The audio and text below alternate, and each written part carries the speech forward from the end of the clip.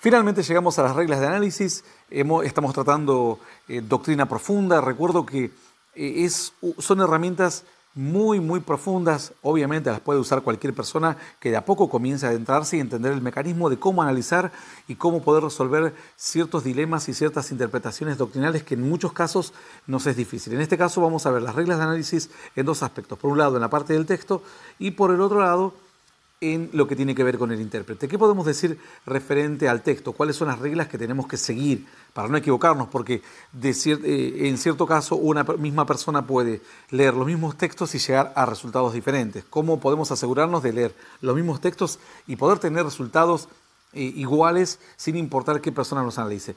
En primer lugar, tenemos que elegir, en cuanto a los mensajes, a los textos, desde los textos más claros a los menos claros. Ese es un principio básico que tenemos que guardar.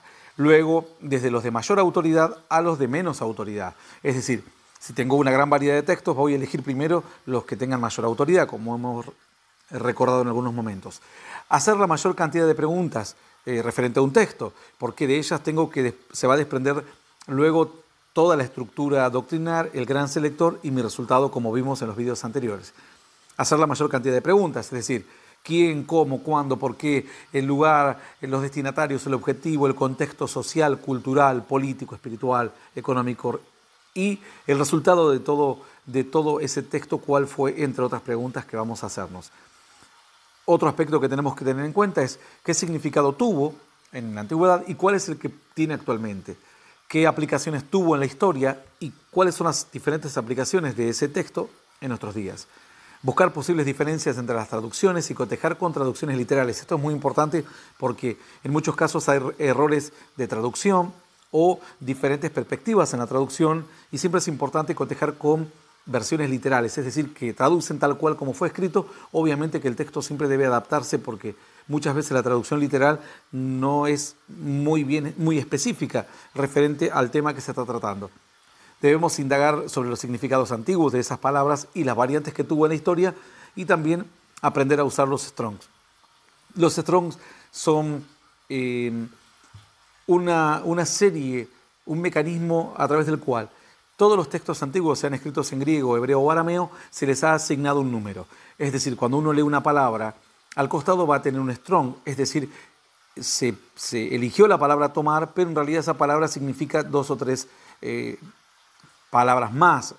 Ahora, al lado hay un número, puedo ir a ese número en mi búsqueda, donde tenga obviamente los Strongs, seguramente en todas las versiones de software están los Strongs, y ahí puedo ver las diferentes variantes que tengo acerca de esa palabra específica en el idioma original. Y también debo ver el significado en la actualidad, digamos.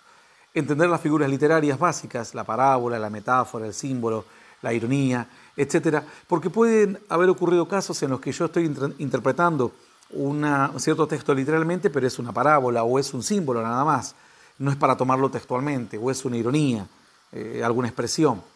También debo reconocer las doctrinas abolidas, qué doctrinas quedaron abolidas en el pasado, las que fueron quebrantadas, digamos, son pasibles de ser quebrantadas, las temporales, las que fueron puestas, por ejemplo, la ley para un tiempo, las que son perpetuas, sin importar quién las hizo, Antiguo Testamento, pre-Antiguo Testamento, pero estas son perpetuas, las que tengan con un destinatario específico, es decir, doctrinas que han sido creadas para un pueblo específico o para un grupo específico o para personas específicamente, las que sean universales, y también, ¿por qué no?, aprender a distinguir las doctrinas que son poco claras, porque sabiendo las que son poco claras me doy cuenta que son misterios que tengo que ver si tengo la capacidad de poder resolverlos, por ejemplo, el origen de Melquisedec, entre algunas cosas, o ciertas profecías que están selladas y que tengo que ser muy cuidadoso porque tengo que entender que son doctrinas poco claras y tengo que ser cuidadoso al analizarlas para no inventarme una doctrina así nomás por un parecer personal, entre otras cosas que debemos tener en cuenta.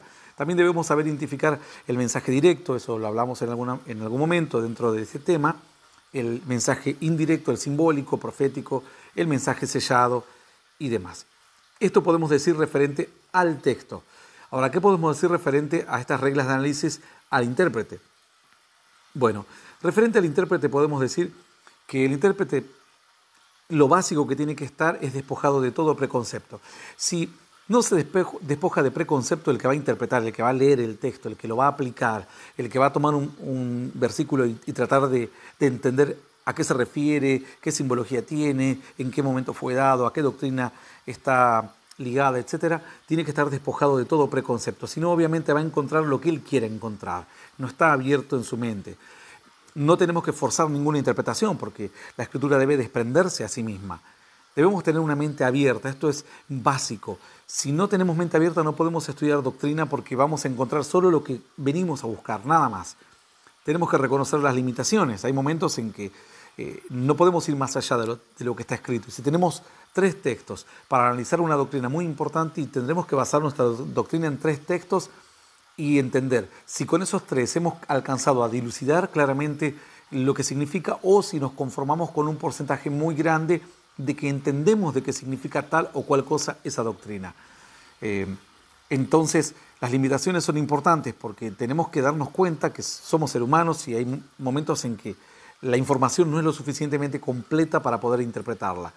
Tenemos que tener temor de Dios por sobre todas las cosas, porque si no tenemos temor, vamos livianamente a decidir para un lugar o para otro sin importar las consecuencias de lo que nuestro aprendizaje doctrinal o nuestras conclusiones puedan acarrear.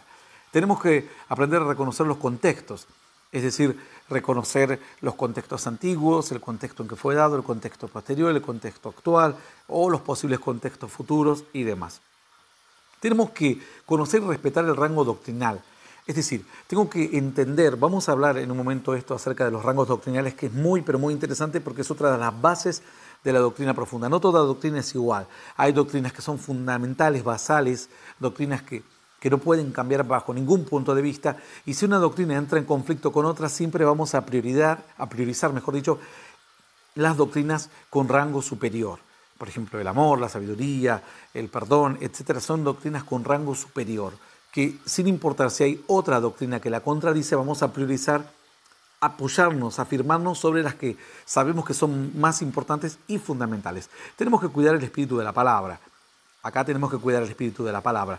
¿Qué significa esto? Que tenemos que cuidar el carácter de la palabra, es decir, el perdón, el amor, la esperanza, las intenciones, la esencia del mensaje, del autor del mensaje.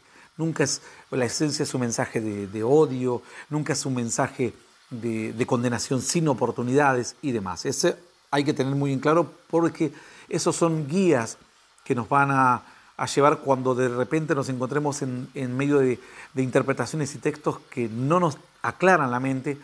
El conocer el carácter y el espíritu de la palabra nos va a ayudar a salir adelante en medio de esa situación que no se puede resolver con los textos que tenemos presentes.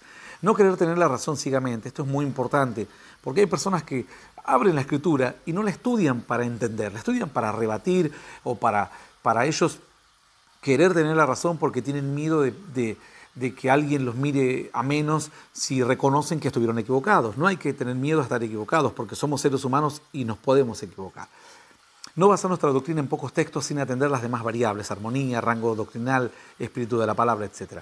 Esto es importantísimo también porque hay personas que toman 2 textos o un texto y se arman una doctrina, o 3 textos. Y luego, cuando uno les pregunta, ¿y por qué no tiene armonía tu enseñanza con otro aspecto de la palabra? Bueno, eso no lo pensé, hay cosas en la Escritura que no se comprenden. Significa que su aprendizaje, su doctrina no es una doctrina completa. No guarda sentido con el rango doctrinal, es decir, no respeta doctrinas que son basales y fundamentales, o con el espíritu de la palabra, lo que vimos anteriormente. Tenemos además que conocer y respetar la armonía doctrinal.